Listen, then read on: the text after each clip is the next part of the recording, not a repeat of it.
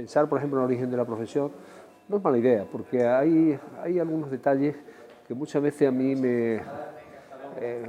¿cómo te diría yo? Me gustaría que se conocieran previamente, porque cuando una profesión no conoce su historia, pues pierde algo del conocimiento, del crecimiento de la profesión, y a veces se ponen en duda algunas cuestiones, ¿no? Y sí sería, en mi opinión, conveniente que los profesionales conocieran su historia, ¿no?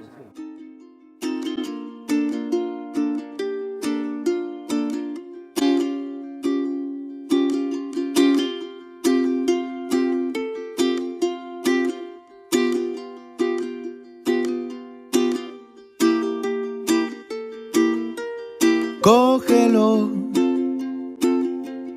ve por él, suéltate, inténtalo, sírvete, agárralo. Había que trasladarse a los orígenes de cuando empezó la fisioterapia, que los primeros profesionales entre los que yo me encuentro, qué es lo que vivimos. Que eso, basando en esos criterios tanto centrales, podemos decir, pues sí es verdad que la profesión tú la ves que se debe consolidarse porque digamos que la función, no solamente en el ámbito de la sanidad o el concierto sanitario, sino en el ámbito social, es enormemente importante, sin lugar a dudas, ¿no? Yo, el primer título que tengo es el de ayudante de fisioterapia, que es lo que se hacía antes. La creación de la disciplina como tal aparece en el año 57 como una especialidad dentro de unos estudios sanitarios que se llaman ayudantes técnicos sanitarios. Entonces, en aquella época justamente es cuando empieza España a promover la industrialización, empiezan los movimientos sociales, donde la gente que vivía en las zonas rurales se empieza a ir a las grandes ciudades, empieza la industrialización y lógicamente la industrialización y las grandes aglomeraciones generaban una gran siniestrabilidad en el ámbito de la empresa. Pues lógicamente el productor, cuando se lesionaba, pues lo que querían que este, digamos, productor, que se pusiera lo antes posible, se recuperara lo antes posible para que la cadena de producción no se interrumpiera. Entonces, sí es verdad que aparece un profesional, que era necesario un profesional como el fisioterapeuta, que contribuyera a la incorporación lo antes posible a la cadena productiva. Esos serían algunos de los orígenes en nuestro país. Cuando yo entro, empecé a estudiar en el año 63, haciendo ATS, que se llamaba ayudante técnico sanitario, para hacer fisioterapia, es cuando yo inicio mis estudios. Pues ahí es cuando me di cuenta de la importancia de la fisioterapia, que a mí me había gustado mucho, porque yo tuve, mi mejor amigo era un paralítico cerebral, y que yo veía que aquel chico tenía muchas posibilidades, pero que no se le atendía, que no hacía nada, se dejaba a su curso, a lo que pasara, y tenía grandes retracciones, pero yo veía que no eran tan severas para que este chico no pudiera andar, siempre en una silla de ruedas, y con un nivel intelectual importante.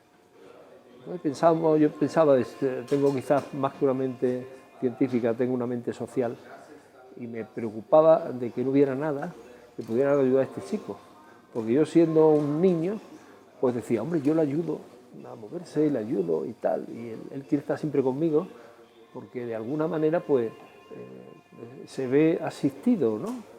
Y ahí fueron los principios en los que se inicia mi vocación, que después no solamente fue una vocación, sino que también fue una afición.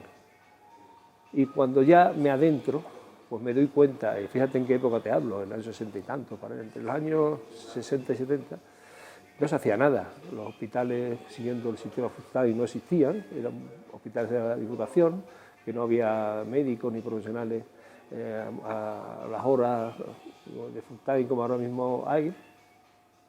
Y yo conocí una enorme cantidad de patologías, sobre todo que generaban gran dependencia, que la situación eran terribles, terribles. Por deciros algo, cuando se creó la unidad de lesiones medulares en mi hospital donde yo entré en el año 68, los primeros enfermos que nos llegaron eran pacientes que no habían tenido atención de ningún tipo. Estos pacientes duraban 7 meses como máximo, sobre todo los tetraplégicos, y todos venían en unas condiciones tremendas, unos trastornos y unas retracciones y unas limitaciones tremendas. O sea, venían en una situación, además con escaras, y también con grandes problemas orgánicos, como problemas renales, pulmonares, unas escaras inmensas, que a veces esas escaras producían tales infecciones, llegaban a tener una sepsis y fallecían, ¿no? Y claro, ellos estaban casi siempre en la cama, hacer los traslados o los cambios de la cama a la silla era complejo, la familia no sabía manejar este tipo de pacientes y realmente la medicina poco podía hacer con ellos porque tampoco se sabía qué se podía hacer, ¿no?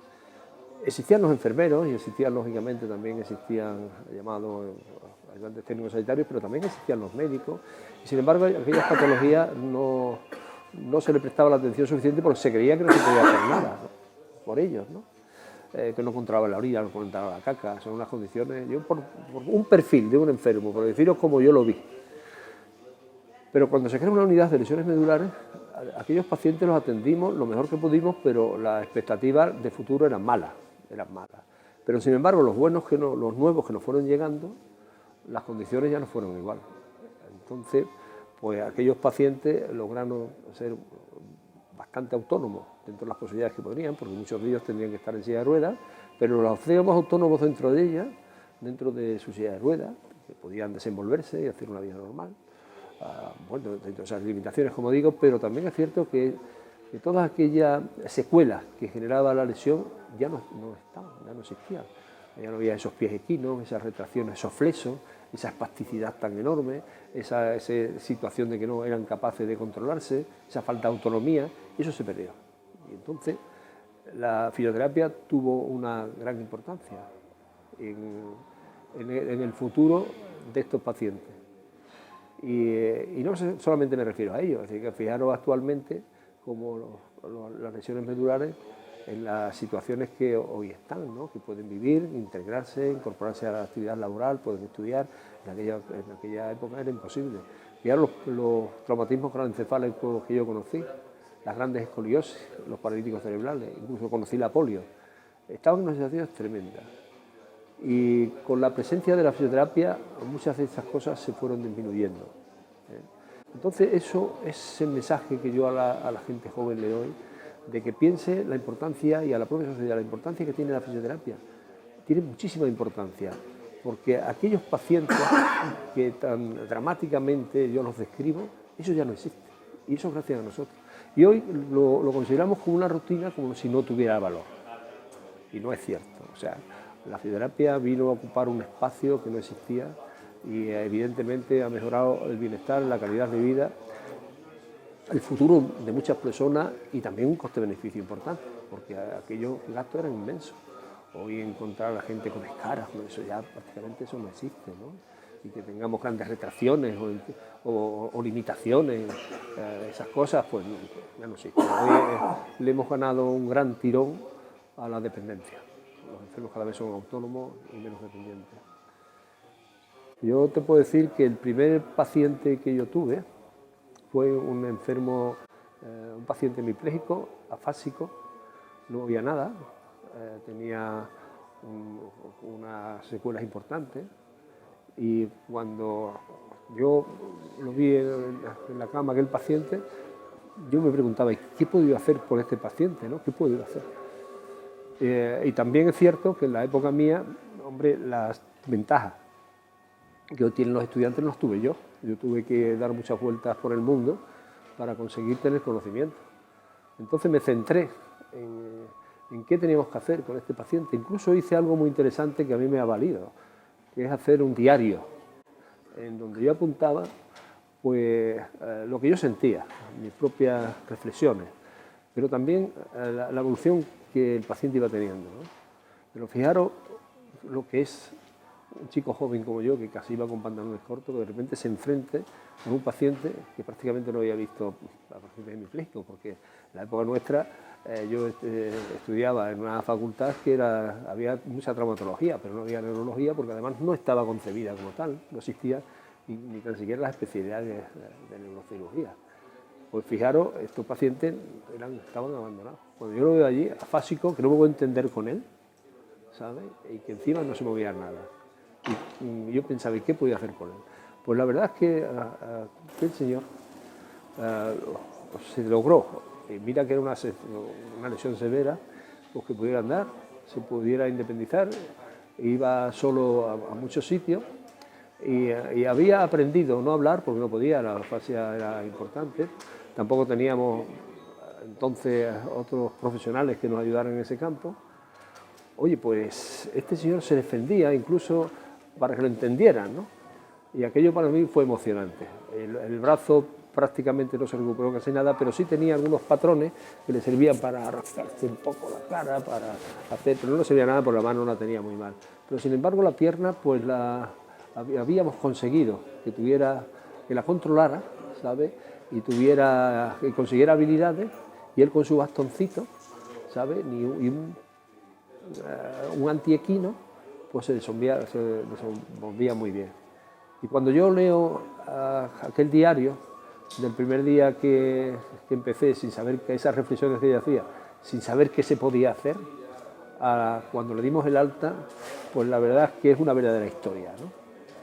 Además, muy interesante de cómo evolucionó. Y ahí fue la etapa donde se potenció mucho la idea de hacer fisioterapia definitivamente, porque creía que podía hacer mucho por personas como ella, como este paciente. Nadie te diga que no, porque sí que puede. A mí siempre me llamaron Miguel el Utópico, porque desde el primer momento, y siendo ayudante de fisioterapia, vi la importancia que tenía esta futura disciplina, que yo pensaba que había que elevarla académicamente a lo más alto, porque se necesitaban de muchos conocimientos. Y entonces pues me parecía que había que mejorar todos los estudios básicos de anatomía, de fisiología, que no eran suficientes. Pero también me parecía que en el ámbito propio de las ciencias de fisioterapia pues había quizás muy pocas evidencias, prácticamente nada, y muchas veces tú decías, estoy haciendo esto pero no estoy seguro si esto está bien o no, ¿no? Y por eso te digo que yo pensaba siempre que nuestro objetivo final pues era llegar a una licenciatura. Y claro, partiendo de ayudante de fisioterapia y a una licenciatura, pues la gente se reía mucho, decía, Miguel es un utópico, siempre va intentando trabajar y luchar por algo que no se va a conseguir. Pero bueno, a base de seguir pensando, de seguir trabajando y de seguir demostrando a la sociedad que esta es una disciplina útil, porque se proyecta hacia la sociedad verdaderamente para conseguir resultados en salud y son ciertos, pues conseguimos llegar al nivel que estamos, es decir, que pasamos de ayudante de fisioterapia a doctor. Eso fue un paso grande, ¿no? Entonces, si tú me preguntas que si estoy contento o ilusionado, pues te puedo decir que francamente pues me siento muy reconfortado de haber llegado ahí y la verdad muy contento y sobre todo de haber podido participar, aunque sea con un granito de arena, pues llegar a la profesión a donde ahora mismo he llegado. Cuando ya pasamos de un título de diplomado a grado, pues mejoraron también las condiciones de investigación, porque la investigación en fisioterapia no han sido fáciles, ¿no? Nosotros nos hacíamos muchas preguntas, pero no teníamos capacidad luego de poder investigar, porque no teníamos ni los instrumentos, ni tampoco ni la experiencia, ni la mentalidad de investigación, no la teníamos, ¿no? Y además porque lógicamente no podíamos hacerla, ¿no? Porque evidentemente nuestra titulación académica no lo permitía. Pero ya con el paso, efectivamente, pues ya logramos pasar de ser ejecutores de aplicación de tratamientos de fisioterapia que otros nos habían más o menos pautado, pues a ser clínicos y ya, digamos, valorar nuestros procedimientos de forma diferente o nuestra actuación profesional de forma diferente, ¿no? Yo recuerdo nuestros primeros jornadas con tan poca base científica, con tan pocos conocimientos, con tantísimas preguntas como nos hacíamos de cada cosa que hacíamos, y nos preguntaba, ¿y tú qué haces con los pacientes? Yo le pongo infrarrojo y después así, sin base, y eso y por qué, ¿no? Y a los que son ahora mismo, las conferencias, las jornadas, los ponentes, que con una metodología científica perfecta, donde las evidencias están claras, donde hay grandes debates de muchísimo interés, el cambio es asombroso, es que no tiene nada que ver una historia con la otra. Y evidentemente está claro que, en mi opinión, estamos empezando. Yo creo que sabemos un 10% y ya es mucho de lo que tenemos que aprender y tenemos que saber. Muchas veces pensamos que aquellos que se comprometen con su profesión para mejorarla, que son unos altruistas, pero que no tienen obligación de hacerlo. Yo creo que no es así, que todos los profesionales, todos, de todas las disciplinas, tenemos la obligación de mejorar nuestra profesión, de mejorar no solamente los conocimientos, sino también su estructura organizativa, incluso su estructura académica, y adaptarla al correr de los tiempos. Eso a mí me parece que es una obligación de todos. Entonces, cuando consideran que mi aportación es un mérito, yo comprendo que no, yo entiendo que no es ningún mérito. O sea, yo lo que he hecho, lo que creo que cualquier profesional pues, tiene que hacer, así lo entiendo yo, y no lo hago con ánimo de crítica, ni con el máximo respeto a todo el mundo, ¿no? Pero así lo he entendido, ¿no? Quizás mi perfil, como decía, de una inteligencia más social que científica, pues te lleve a eso, a ser más social, y entonces pues tengas más compromiso y te preocupes más de este crecimiento que yo he entendido que se debía hacer por el bien del ciudadano. Ese es el objetivo. La sociedad o las personas, el ciudadano, yo creo que nos conoce mejor que los propios profesionales. Yo a veces me sorprende de que no nos valoren tanto, en la medida que nos tienen que valorar, ni más ni menos, porque nosotros lo que hacemos es aportar nuestros conocimientos al beneficio del ciudadano, sin lugar a dudas, y ahí están. Y muchas veces los propios profesionales no somos bien reconocidos por nosotros mismos, ¿no? y por otros profesionales sanitarios. A mí me llama mucho la atención que todavía no compartamos jornadas, congresos, cursos entre muchos más profesionales, porque la fisioterapia, sin lugar a dudas, es una profesión que fundamentalmente debe generar sinergia entre otras profesiones, que no somos aislados, ¿no? En los procesos asistenciales, cuando se generan, pues entran y salen muchos profesionales en función del momento y la necesidad del paciente. Tenemos una prótesis de rodilla que puede generar posteriormente un problema de dificultades en el movimiento.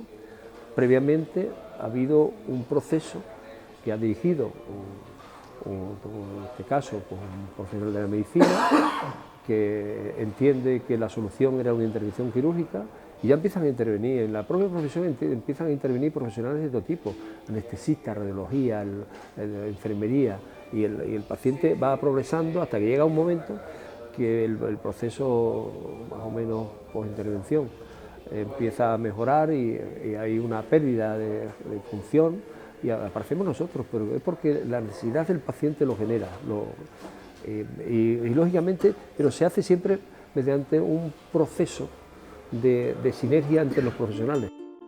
Pruébate y pruébalo, cámbialo, atrévete. Sí que puedes, que nadie te diga que no. Hombre, sin lugar a dudas nació antes la profesión, ¿sabes? Y después el profesional, sin lugar a dudas, ¿no? Pero gracias a que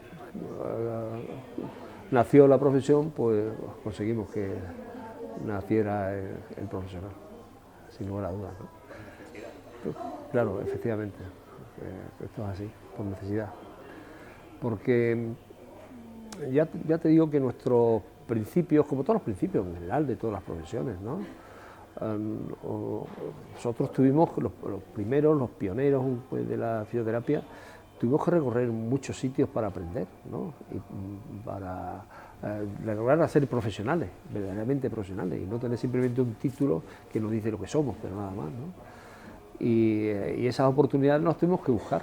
Sí, es verdad, y debo reconocer que en España existió una organización que la fundamos muy precozmente, creo yo, vamos, que es la Asociación Española de Fisioterapeutas, que sí es verdad que nos empujó de alguna manera al crecimiento de la fisioterapia, y esos valores hay que reconocérselos, y aprovecho el momento para dar mi homenaje personal a esta institución, que realmente fue la que nos impulsó hacia el futuro que hoy día tenemos, sin lugar a duda. Pero fue a base de un gran esfuerzo de los profesionales, sin lugar a dudas, porque queríamos ser profesionales. Yo me acuerdo que en una ocasión pues, me invitaron a un colegio, a un instituto, a que diera una charla de promoción de la fisioterapia de estudiantes de último curso de bachiller que ya iba a iniciar sus carreras. Y entonces aquel instituto había planteado que fueran muchos profesionales y le comentaran cómo era su profesión, para que la gente se identificara en su vocación pues, con las diferentes disciplinas, ¿no?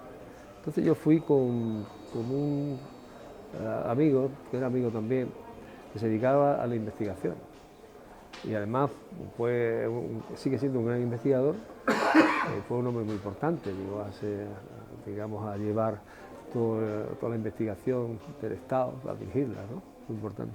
Entonces cuando nos sentamos los dos allí, me pregunta: oye, yo no sabría definir qué es la investigación, ¿no? Entonces me pregunta, dice, ¿qué es la fisioterapia? Dice, yo no sabría definir qué es la fisioterapia. Lo que sí es verdad que cuando uno tiene un E15 de tobillo, pues hay determinadas maniobras terapéuticas que pueden mejorar pues el movimiento del tobillo, y que ese paciente haga una marcha no claudicante, sino haga una marcha normal. Es decir, que hay una disciplina y unos profesionales que ayudan al paciente a recuperar esas capacidades perdidas. Pues eso es lo que entiendo yo que es la fisioterapia. Lo que pasa es que sí es verdad que decimos, bueno, y para eso hay, digamos, una estructuración profesional, ¿no? En la cual consiste en que tú, cuando ves a un paciente, pues tienes que hacer una valoración, que tienes competencias para poder llegar a unas conclusiones diagnósticas, y también tienes competencias pues, para desarrollar un programa que tienes que seguir. Pero también puedes ayudarte de una serie de medios diagnósticos, como son los test, incluso instrumentación, para llegar a esas conclusiones diagnósticas. Y después tienes unas herramientas o procedimientos con los que curas. Pues el conjunto de todas esas cosas es lo que yo entiendo como que es la fisioterapia. En los principios que yo conocí y viví, de cómo los fisioterapeutas estábamos organizados en el ámbito de la asistencia sanitaria, pues había una estructura en la cual tú recibías la derivación de cualquier médico, ¿no? Digamos, estabas asignado a una unidad funcional determinada en un hospital,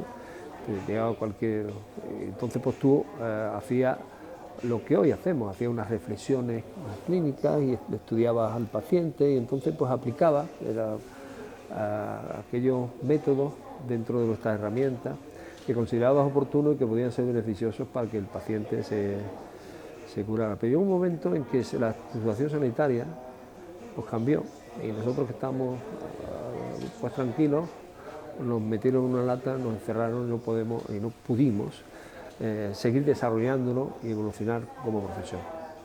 Y ahí hubo un gran momento, un gran parón de la fisioterapia, en la cual sí es verdad que surgió un espíritu de lucha por parte de la profesión, un espíritu importante para salir de esa lata, pero costaba muchísimo trabajo, costaba y cuesta mucho trabajo. Y se luchó como nadie se puede ni imaginar. Pero llegó un momento que las posibilidades de ganar eran tan difíciles que la gente se acomodó y llegó a un estado de confort. Eso pasaba en los hospitales, es decir, que si tú quieres dar tu opinión y tu opinión no vale, si tú tienes unas consideraciones de que hay pacientes que a lo mejor ya no se pueden beneficiar de la fisioterapia y tú lo remites a una consulta médica y te lo devuelve, pues llega un momento y dice, hombre, es que en realidad mi palabra no sirve para nada. Si yo creo que he agotado las posibilidades de recuperación con fisioterapia, o porque los objetivos los he cumplimentado, o hay una secuela que yo no tengo capacidad de poderla superar ni competencia para hacerla, pues considero que no tiene que estar con nosotros. No se nos puede infrautorizar esos extremos de que nuestro, digamos, opinión profesional no se tenga en cuenta. Cuando esto ocurre tantas veces, donde tú quieres crecer en los hospitales y no puedes, y que la propia administración pues te veta, y no hay forma humana de que te consideren, pues a veces dice, bueno, pues ¿qué es lo que quieren ustedes? Que alguien me diga lo que tengo que hacer, y yo lo hago, y se acabó, pero sin responsabilidad, sin preocupación y sin nada. Entonces es cuando se entra en ese estado de confort, en el cual pues se pierde la lucha. Esa es un poco la clave, pierde esa lucha por aburrimiento y porque te han aburrido. A eso me refería cuando hablaba de la lata, pero sí es verdad que algunos consiguieron romper la lata y salir de ahí, y eso dio lugar a que hoy estemos donde estamos y que todavía no es nada para donde tenemos que estar. Si en vez de mirar al suelo echas a caminar, si puedes alcanzarlo, mira, lo tienes delante, puedes dar un paso y otro más. Casi pues lo tienes, como último decir que efectivamente la línea de trabajo que la profesión ha emprendido creo que es la adecuada. Pero sí me gustaría, y esto ya lo digo quizás como representante de nuestra institución, que yo sinceramente, aunque siempre se ha comentado entre compañeros que a mí esto de representar nuestra profesión pues me ha gustado mucho. No, a mí lo que me gusta es mi profesión, y además soy un aficionado a mi profesión, y la afición nunca se olvida. Es como el que es del Real Madrid, pues lo será en todas las edades de la vida, ¿no? A lo mejor su vocación profesional se pierde cuando se jubila, pero la afición al Madrid la va a tener siempre. Pues esto es más o menos igual. Entonces, pues creo que si estoy en la representación es porque en mi época éramos muy pocos y a alguien le tenía que tocar. Quizás yo era el más joven de todos, y entonces pues entras en una cadena. Es verdad que vas adquiriendo grandes conocimientos y a veces te da pena esos conocimientos no seguir aportándolos, ¿no? Pero me gustaría algo que sí que es muy importante. Desde nuestro Consejo General estamos intentando unir a la profesión, y lo hemos quizás unido por arriba, es decir, las instituciones representativas, como puede ser la Conferencia de Directores, pueden ser las asociaciones científicas, pues los colegios, estamos cada vez más unidos, pero sin embargo lo que no está unido es el colectivo, y ese es fundamental. Para poder progresar no basta que las instituciones estén unidas, que incluso nos unamos a algún sindicato, que también colaboren con nosotros, que aporten también. Pero si el colectivo no está unido, entonces no vamos a tener nunca esa fuerza representativa para conseguir un crecimiento. Entonces sí que me gustaría llamar la atención, aprovechando la oportunidad que me dais, para comentar, y lo digo con sentimiento, que nos unamos.